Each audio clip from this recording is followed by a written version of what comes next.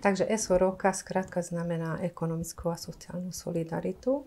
A to ocenenie vzniklo z dôvodu, lebo naša katedra, keďže sa venuje rôznym oblastiam a otázkam sociálneho rozvoja, sme nadviazali a čoraz viac intenzívnili spoluprácu s praxou a sme zistili, že aj na Slovensku sa rodia a sa rozvíjajú úžasné aktivity, ktoré prinášajú nejaké pozitívne zmeny v našich životoch.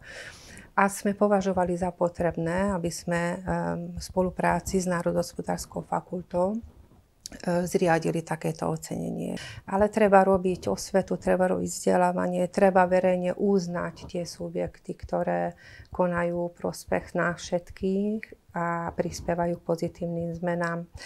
Z môjho pohľadu je ešte podľa mňa veľmi dôležité, aby sa zviditeľnili tie príklady tej dobrej praxe. Čiže aj vďaka tomuto oceneniu a tejto iniciatíve sa môžu viacerí dozvedieť o tom, že čo sú tie správne formy, ako by tie podniky mali fungovať.